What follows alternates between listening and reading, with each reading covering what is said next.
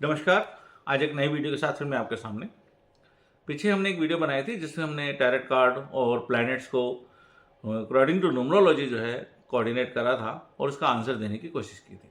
मैंने बताया था कि टैरेट कार्ड में हम लोग जो है सिंबल्स देखते हैं, उसके पिक्चरों को देखते हैं, उसको देखकर आंसर देने की कोशिश करते हैं। लेकिन क्या है कि वो अधूरापन रह जाता है क्योंकि वहाँ पे कुछ नंबर्स भी लिखे होते हैं।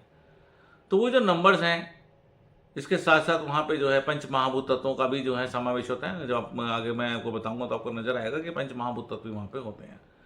तो नंबर्स में हम लोगों ने 4 नंबर तक राहु के बारे के जो डिटेल्स हैं वो सारी की सारी बारीकी डिटेल हमने आपको दी थी। आज हम जो है 5 नंबर पे बात करेंगे। जो 5 नंबर का हमारा जो प्लैनेट है वो आपके पास यहाँ बुध को नाम दिया गया न्यूमरोलॉजी में।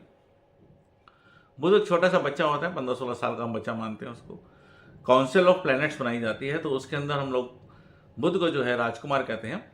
और इस तरह के जो बुध जो प्लैनेट होता है ये बहुत ज़्यादा एग्रेसिव होता है काम करने के लिए, यानी काम करने के लिए बड़ा आतुर होता है, जिसको आतुर वर्ड कहते हैं। प्रोग्रेसिव यानी कि इसका मतलब यह है कि बुध नंबर आता है तो हम प्रोग्रेसिव जो है फीचर्स के बारे में या ग्रोथ के बारे में कंसिडर करते हैं। 6 नंबर जब कार्ड आता है तो 6 नंबर जो है शुक्र को दिया गया।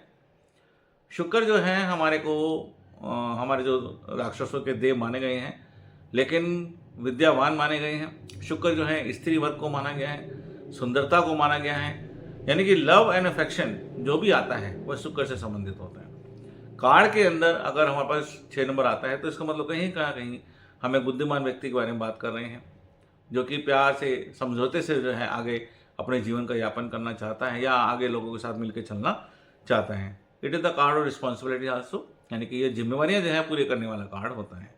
अब वो कार्ड का खुलना डिपेंड करता है, कार्ड सीधा खुलता है या उल्टा खुलता है, तो आपके पास रिस्पॉन्सिबिलिटी बनती है या वो इररिस्पॉन्सिबल है, वो देखना पड़ेगा। इसके बाद जो हमारा नंबर आता है वो आता है नंबर 7, जो कि केतु की प्रधानता को शो करता है। केतु को सांप की पूंछ कहा गया। अगर आप देखेंगे तो केतु जो है वो सांप को चलने में डायरेक्शन देता है। जैसे कि आप हवाई जहाज देखेंगे तो हवाई जहाज के पीछे जो है एक लगा होता है पंख सा, जो कि अगर राइट को घूमेगा तो लेफ्ट आपका जो है हवाई जहाज जाएगा, अगर वो लेफ्ट को मूव करता है तो हवाई जहाज जो है आपका उसके अपोजिट डायरेक्शन जाएगा। तो केतु क्या करता है, ये हेल्प करता है राहु को मूव करने में। राहु क्या, इट इज द अनसर्टन और टारगेटेड।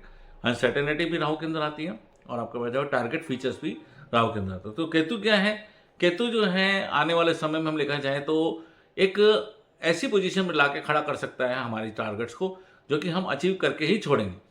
मतलब कि हमारे अंदर जो है एक इंटेलेक्चुअल परफेक्शन आ जाता है, मतलब हमारे अंदर परफेक्शन आती है और वो इंटेलिजेंस ही हमारे परफेक्शन को जो है आगे कंप्लीट करने में हेल्प करती है। यानी कि केतु जो है हमारा वैसे मोक्ष का द्वार भी कहा गया है। मीन्स कि जो भी आप काम करेंगे उसका जो लास्ट जो एस्पेक्ट बनेगा वो केतु के द्वारा कंसिडर होगा।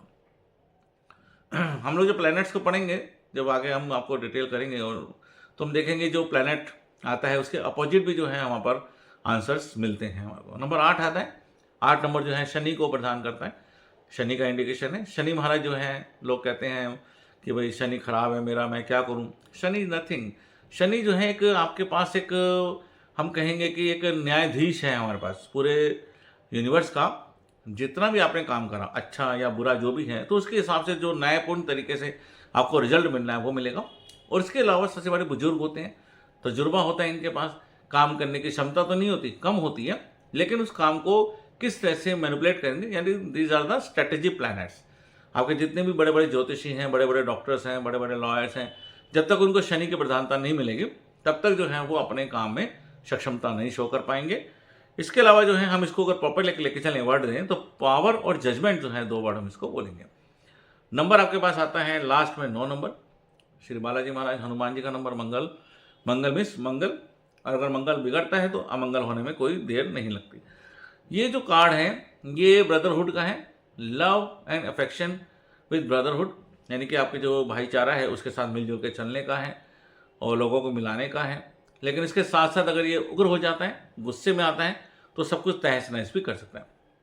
तो ये जो तहस नहस हो रहा है या अच्छा हो रहा है या बुरा हो रहा है, ये डिपेंड करेगा कि आपके कार्ड जो है किस तरह से सफल करे गए हैं।